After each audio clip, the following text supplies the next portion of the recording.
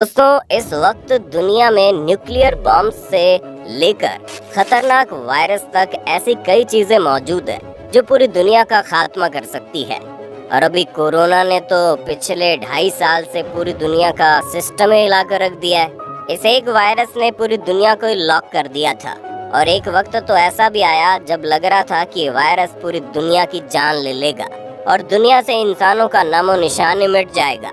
वैसे इस दुनिया की आबादी 7.8 बिलियन यानी कि लगभग 788 करोड़ है और एक साथ इतने सारे लोगों का दुनिया से खत्म होना लगभग नामुमकिन है।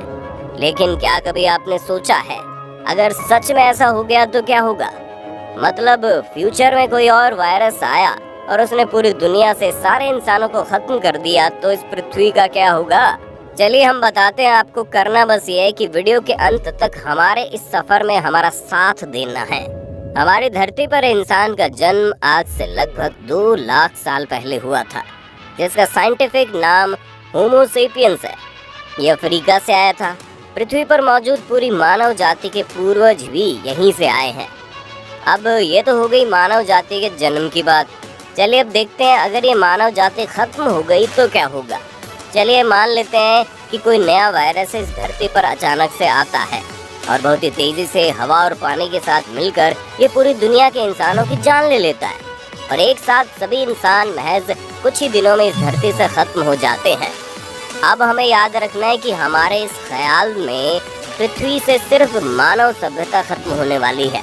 मतलब इंसानों के अलावा सभी प्रकार के दूसरे जीव या प्राणी, पशु पक्षी और तमाम वनस्पति या वस्तुएं जैसे कि तैसे रहेंगी।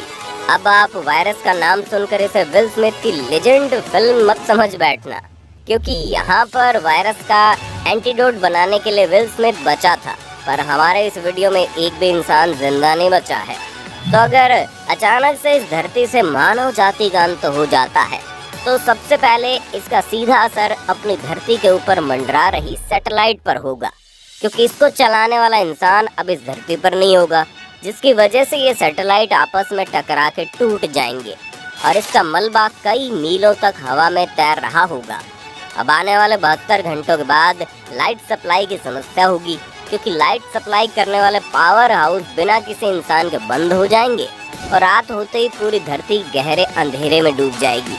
लेकिन ये तो सिर्फ एक छोटी सी चीज़ है, क्योंकि इससे बड़ा खतरा अभी आगे आने वाला है और वो है न्यूक्लियर पावर प्लांट। दुनिया में कुल मिलाकर 441 न्यूक्लियर पावर प्लांट है और इनको ठंडा रखने के लिए एक कूलिंग टावर की ज़रूरत होती है और इसको चलाने के लिए पंप की ज़रूरत पड़ती है। इसको चलाने के लिए लाइट की भी ज़रूरत पड़ती है। जब लाइट ही नहीं होगी तो ये प्लांट को ठंडा नहीं कर पाएगा और इसका तापमान धीरे धीरे आसमान छूने लगेगा व धरती का तापमान बढ़ने लगेगा। लेकिन ये सिर्फ इकलौती प्रॉब्लम नहीं होगी, क्योंकि इसके बाद मानव निर्मित डैम है वो बिना किसी मैनुअल मैनेजमेंट के चलते टूटने शुरू हो जाएंगे और नदी व किनारे बसे शहर पानी में डूब जाएंगे। यानी दुनिया का एक बड़ा हिस्सा पानी में डूब जाएगा और हर तरफ पानी ही पानी होगा। दुनिया में कयामत का मंजर सामने होगा। अब कुछ दिनों के बाद फिर धीरे धीरे पानी का स्तर कम होने लगेगा और धरती का तापमान भी नॉर्मल होने लगेगा और आसमान बिल्कुल साफ हो जाएगा और हमारे द्वारा फैलाया गया पोल्यूशन भी खत्म होने लगेगा। और कुछ दिनों बाद तो आसमान इतना साफ हो जाएगा कि कई सारे तारे और आकाशीय पिंडों को बिना कोई दूरबीन के देखा जा सकेगा।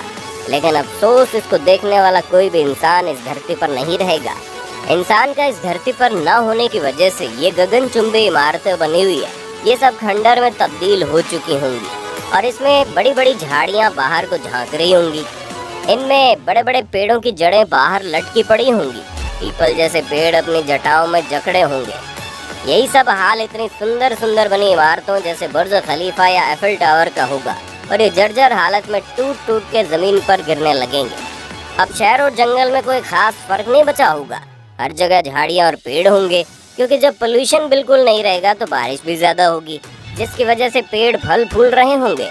जंगली जानवर भी अब हर जगह निडर होकर घूम रहे होंगे। लेकिन जो मानव संचालित जगह जैसे जू है, वहाँ पर हालात ख़राब होंगे, क्योंकि वहाँ पे जो जानवर पिंजरे में कैद है वो बिना खाने के मर जाएंगे। वहीं अगर हम समुद्र की बात करें तो समुद्री जीवों के लिए जो अब तक सबसे हानिकारक चीज़ साबित हुई है वो समंदर में फैला कचरा और पोल्यूशन है।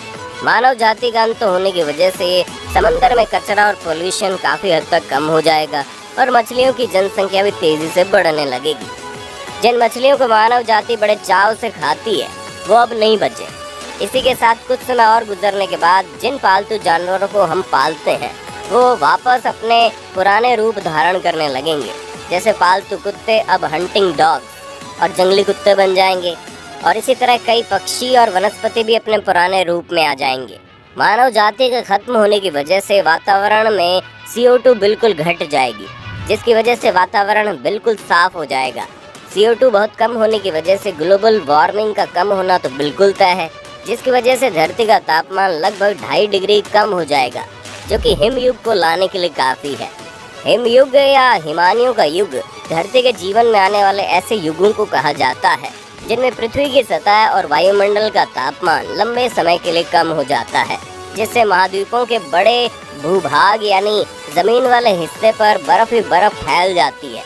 ऐसे हिमयुग पृथ्वी पर कई बार आए हैं और वैज्ञानिकों का मानना है कि भविष्य में भी आते रहेंगे। यूँ तो हिमयुग का समय कब का जा चुका है, लेकिन इतनी ज़्यादा आबादी होने और उसकी वजह से ज़्यादा मात्रा में CO2 वातावरण में होने की वजह से हिमयुग को आने से रोका हुआ है। लेकिन जब कोई इंसान नहीं होगा तो CO2 भी ज़्यादा नहीं होगी और धरती के नॉर्थ में बर्फ़ की चादर ढक जाएगी और समुद्र का पानी भी बर्फ़ बन जाएगा। लगभग 50,000 साल बाद परमाणु प्लांट्स का कचरा जो मानव ने धरती के गर्भ में दफना दिया था वो भी अब खत्म होना शुरू हो जाएगा। इतिहास में कभी मानव जाति इस धरती पर थी, इसका नामो निशान भी बिल्कुल खत्म हो जाएगा और लगभग 10 करोड़ साल बाद इस धरती पे मानव सभ्यता की जगह लेने के लिए कई जीव आपस में लड़ झगड़ रहे होंगे। लेकिन इस झगड़े में सफल होने के चांसेस चिंपांजी के होंगे, क्योंकि चिंपांजी और मानव का जेनेटिक लक्षण 98% तक मैच करता है और ये 2% अंतर भी धीरे धीरे खत्म हो जाएगा, जिससे आने वाले समय में यही चिंपांजी मनुष्य का रूप ले लेंगे। हालांकि 10 करोड़ साल बाद मानव जाति का नामो निशान भी इस धरती से खत्म हो चुका होगा। यहाँ तक कि मानव जाति के चंद्रमा पे पड़े पैरों के निशान भी उल्का पिंडों के आपस में टकराकर